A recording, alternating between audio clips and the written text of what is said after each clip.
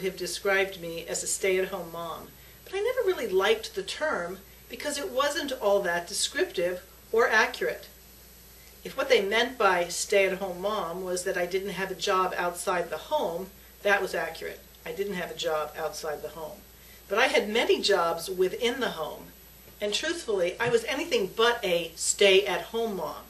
Think of that designation for a second, and I wonder who came up with that one. When I was younger, I had to stay at home if I was sick and I couldn't go to school or I couldn't go to a party. Sometimes when I was bad, I had to stay in my room.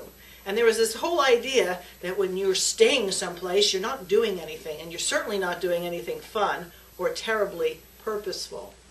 Sometimes when children are bad, they get told to sit in that chair and you stay put. Well, the stay-at-home mom gives this idea that what we do is we stay at home. We don't go outside our home. Maybe we go to the kitchen, and maybe we go to the laundry room, and golly, if we're homeschooling parents or we're homeschooling our children, what we do is we're at the kitchen table.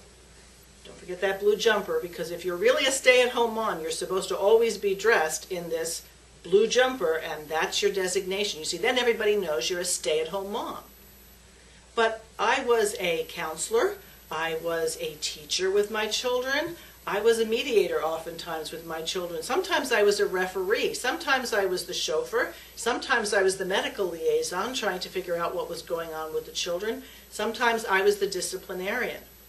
Sometimes I was a car mom because I was in the car. Sometimes I was a co-op mom and our children would go with me to a regular get-together of homeschooling families, and different parents would do different things. So this idea of being a stay-at-home mom, as long as we know what we're talking about.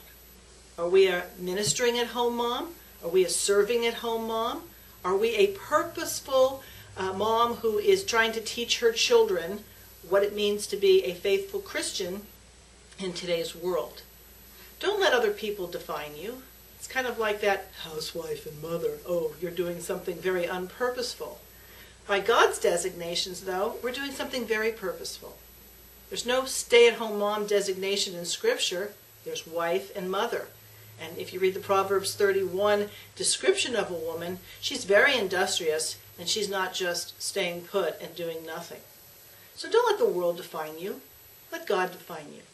And if you're trying to establish for your own self what your purposes are and how you're going to carry out your day-to-day life with caring for your husband and your children and managing the home, don't let those who devalue what we do as moms who were very hands-on with our children, and they were so important to us, and our families were so important to us, and are for those of you who still are raising your children, that you wouldn't dream of taking the lesser position of going and working in an office or working in a field that has a lot of maybe prestige in the world, but that same world has denied Christ right, left, and center.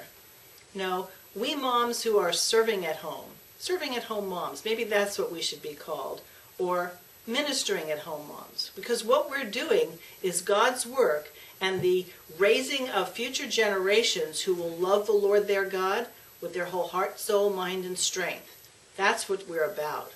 So ladies, if you find yourself where your office is your home, where your place of business is your home, then you really are in a position to make an important contribution to the future. Just don't settle for anything less.